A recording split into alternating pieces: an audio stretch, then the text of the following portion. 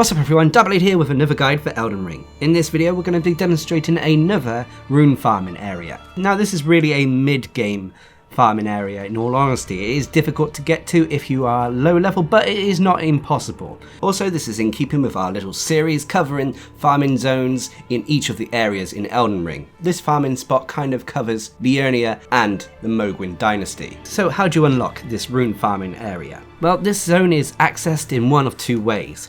If you want to access it early, you have to complete the White Mask Varré's questline. Or alternatively, if you haven't done this questline or you accidentally killed Varre, then you can also access this in a late game area, which is a hidden teleporter, which is found in the northwest of the Yilo Annex Tunnel, which is found in the western area of the consecrated snowfield. But that is very late game, and I highly recommend doing White Mask Varré's questline than waiting that long if you want to access this farming point.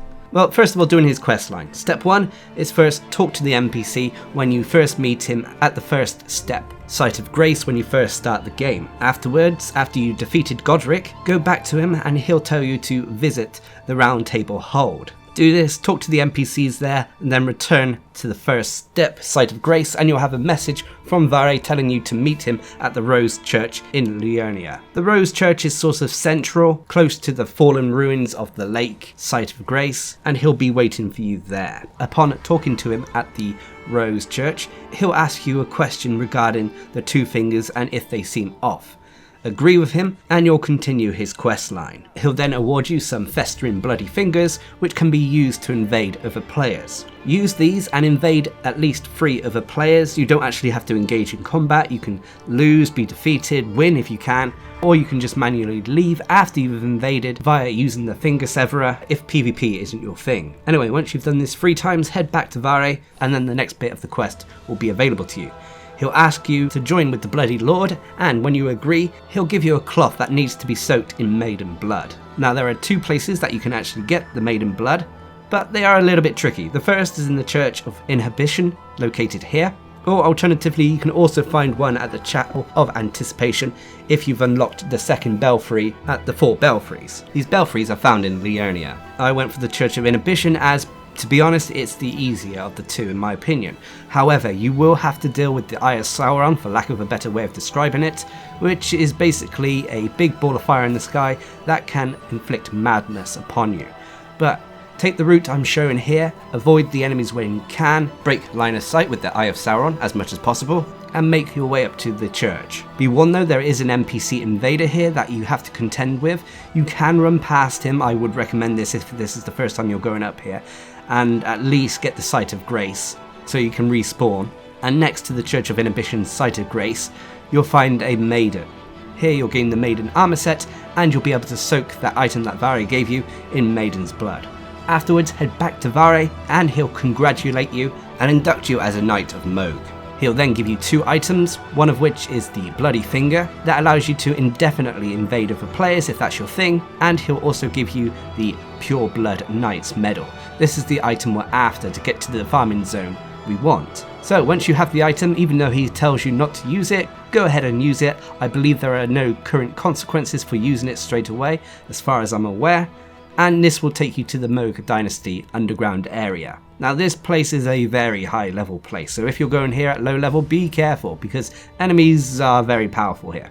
Anyway, now there is a little bit of a trek you have to take, but from the area you've teleported to, go straight ahead, pick up the map and the Site of Grace, the Dynasty Mausoleum entrance Site of Grace, and then we have to turn back on ourselves. Follow the route I'm going here, avoiding all the enemies where you can, until you make it to the next Site of Grace we need to get to, which is the Palace Approach Ledge Road. This is the key area we need to get to. So, avoid as many enemies as you can, try not to get hit, although some of them may not one-shot you. There are definitely some here, especially the spectral skeletons, that can really make things difficult for you, but should you successfully reach the Palace Approach Ledge, we'll have our perfect farming spot. Now, when you're here, you'll have 2 options available to you, depending on the build you're using. First of all, overlooking the cliff, you'll see a bird chicken thing. This deformed avian creature can be shot with bows and arrows, crossbows, spells, whatever, and just hitting it once will cause it to aggro and run towards your location, whilst not giving a damn about its own safety or realising what gravity is. it will run straight off of the cliff face, killing itself and yielding you some runes. By default, it gives you 11,000 runes, but this can be increased if you're using the gold scarab talisman, the gold pickle foulfoot, or if the enemy has yellow glowing eyes. After it's killed itself, simply rest back at the site of grace, rinse and repeat, and you've got yourself a golden farming area here.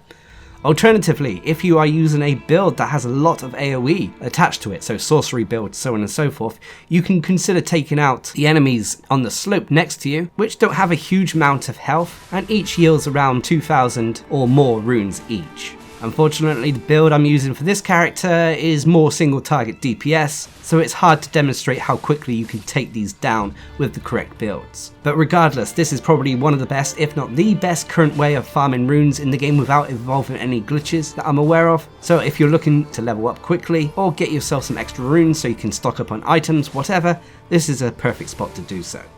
But I hope this video helps, and until next time, I've been Darcblade, bringing you probably the best farming area in Elden Ring.